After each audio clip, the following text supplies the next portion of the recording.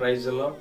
దేవుని యొక్క నామాన్ని బట్టి ప్రతిదిన వాగ్దానం మనం తెలుసుకుంటూ దేవుని యొక్క ఉద్దేశాలను దేవునితో ఎలా ఉండాలో ప్రతి దినము మనము గడుపుతూ వెళ్తున్నాం. అయితే ఈ యొక్క దినాన్ని బట్టి మీకు శుభాలు తెలియపరుస్తూ ఈ దిన వాగ్దానాన్ని బట్టి మనం చూద్దాం. యిర్మీయా గ్రంథము 31వ అధ్యాయం 3వ వచనంలో వాక్యం ఇలా సెలవిస్తుంది. చాలా కాలము క్రిందట యెహోవా వాక్కు నాకు ప్రత్యక్షమై ఇట్లా నేను శాశ్వతమైన ప్రేమతో నేను నిన్ను ప్రేమించున్నాను గనుక విడువక నీ ఎడల కృప చూపుచున్నాను. నిజమే కదా, దేవుని యొక్క మాటలు ఎంత అద్భుతమైనవో అపురూపమైనవో మనం చూడగలుగుతున్నాం.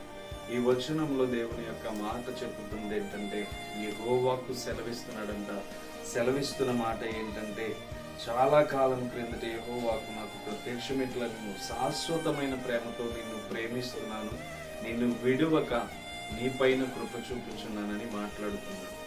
ఈరోజు ప్రేమపూర్వకమైన హృదయాన్ని మనము కలిగి జీవిస్తున్నామో లేదో ఆలోచన చేయాలి. కానీ దేవుని యొక్క మాటలు తెలియపరుస్తున్న ఉద్దేశం ఏంటంటే, చాలా కాలం క్రిందటి నుంచి శాశ్వతమైన ప్రేమతో నిన్ను ప్రేమిస్తున్నానని దేవుడు చాలా స్పష్టమైన మాటలతో సెలవిస్తున్నాడు. ఈరోజు మనం కూడా ఆలోచన చేసినట్లయితే, దేవుని మాటలకు మనం లోబడి ఉంటే ఆ శాశ్వతమైన కృప కూడా మన మీద ప్రతి దినము కనికరముతో మన మీద కుమ్మరించబడుతుంది.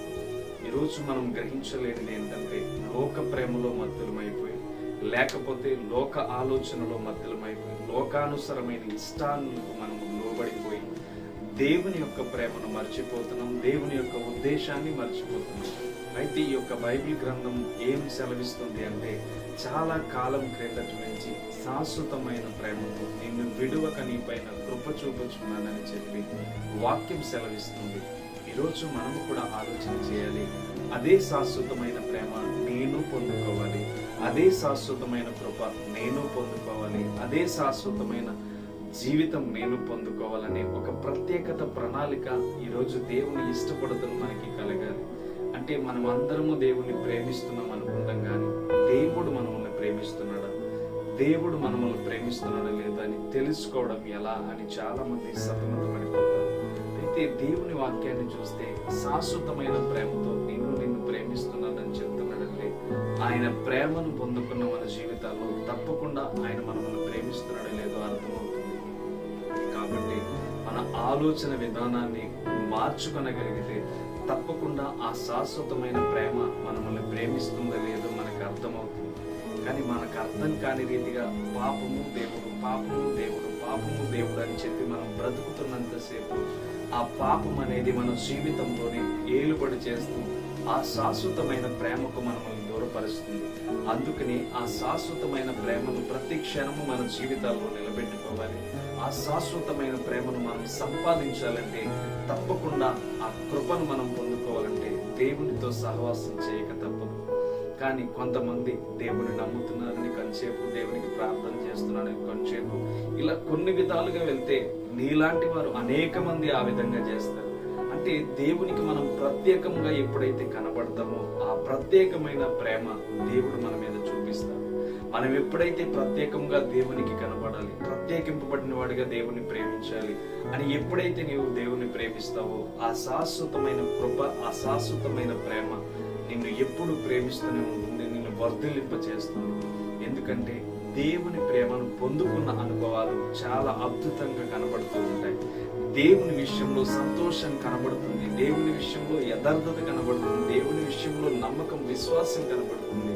ఇవన్నీ మన జీవితంలో జరగాలి అంటే తప్పకుండా నీలో దేవుని వైపని మార్గం వేసుకుని, దేవుని ప్రేమ అనే మార్గాన్ని వేసుకుని శాశ్వతమైన ప్రేమతో నీవు తప్పకుండా దేవుని ప్రేమించగలిగితే ఆ శాశ్వతమైన కృప, శాశ్వతమైన ప్రేమ నిన్ను, నీ కుటుంబాన్ని ఆశీర్వాదంలోనికి తీసుకెళ్తుంది.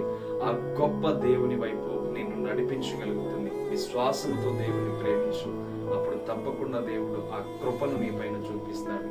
ఈ దిన వాగ్దానంలో నీకు అర్థమయ్యే మాట తప్పకుండా దేవుడు మాట్లాడి ఉంటాడు. కనుక ఈ విషయంలో మోకరించి ప్రార్థన చేయగలిగితే దేవుడు నిన్ను శాశ్వతమైన ప్రేమతో ప్రేమిస్తాడు. Praise the Lord. సహోదరి సహోదరులారా, దేవుని విడిచిపెట్టు. చిన్న ప్రార్థన చేద్దాం. పరిశుద్ధుడా, ప్రేమ స్వరూపి, నీ కృపతో, నీ ప్రేమతో అగ్ని రథముల వంటి కన్నులు గలవాగా నీకే స్తోత్రములు చెల్లిస్తూ చెల్లిస్తున్నాను. అపరంజిని పోలిన మేలిమి బంగారమైన గొప్ప తండ్రి, నీకే స్తోత్రములు చెల్లిస్తున్నాను. రానయ్యున్న దేవుడు తండ్రి, నీ ప్రేమను తెలుసుకుని తండ్రి, ప్రతి బిడ్డ రక్షణలోకి వచ్చి, ప్రతి బిడ్డ మార్పులోకి వచ్చి నిన్నే తలంచుకుని, నీపైనే ఆనుకుంటూ, నీ కృపలోనే బ్రతుకుచు, ప్రతి క్షణము నిన్నే ఎలా ప్రేమించాలనే టార్గెట్ పెట్టుకోవడానికి కృపనివ్వండి. వెనికిడిలో వింటున్న బిడ్డలను దీవించండి. 5 నిమిషాలు ఈ వాక్యాన్ని వింటున్న బిడ్డలకి బలము, శక్తిని దయచేయండి. వారి బలహీనతలను ఎదుర్కొని నీ ప్రేమను పొందుకునే కృపను దయచేస్తారు.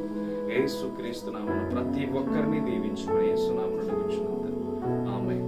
మీ అందరికీ వందనాలు. ఈ దిన వాగ్దానంలో ఎంతగా బలపడ్డారు, ఆ ప్రేమను పొందుకోవడానికి అంతగా ఎదురు చూడండి.